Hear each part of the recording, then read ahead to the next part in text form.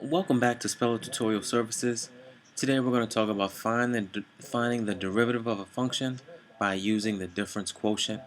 And I have the difference quotient identified here already. And in previous videos I've actually gone through and defined how this formula is derived. But we're going to use this difference quotient to find the derivative or the equation for the slope for this function here. So let's go ahead and start that. This here's a notation. F prime of x is the notation for derivative, and we're trying to find the limit as h approaches 0 for the function that we input. So here the first term is we take the function and we add h to whatever the function is. So our function is 1 over x, so really it's going to be 1 over x plus h. Write that a little bit neater. 1 over x plus h minus the function that we started with, which is just 1 over x, and all of that divided by h. Now we need to begin to simplify. Limit as h approaches 0. I need common denominators in this complex fraction for my numerator, and that common denominator is x times x plus h.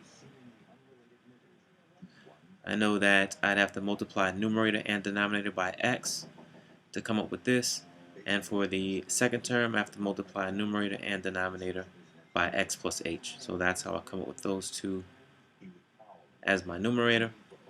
Now I have common denominators, so now I can write all of the numerator over one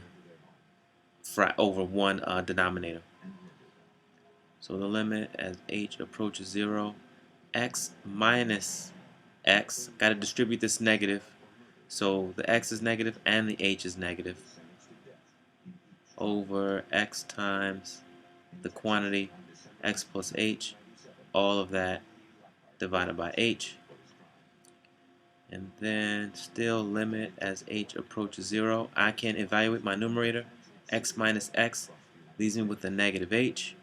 My denominator stays the same, x plus h. And then the denominator of the whole thing is just h.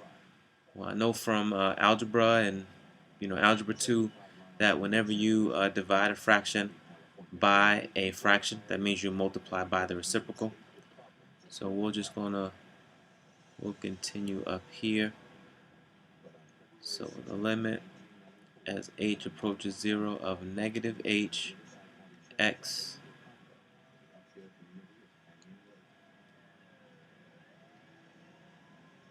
times the quantity x plus h times the reciprocal. This is really h over 1, so we're going to multiply by the reciprocal.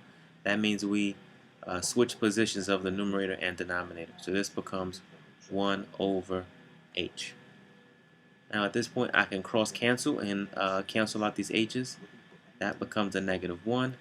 That becomes a positive 1.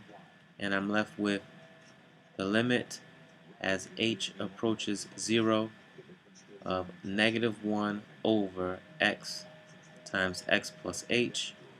This point I can substitute in a 0 for h, and I'm left with negative 1 over x times x plus 0, and that turns out to be negative 1 over x squared.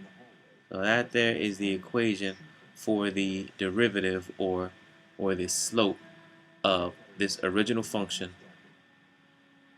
at each value of x.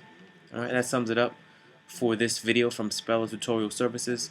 Please fan us on Facebook and also subscribe to our YouTube channel, both found under the name Speller Tutorial. Thank you again for watching.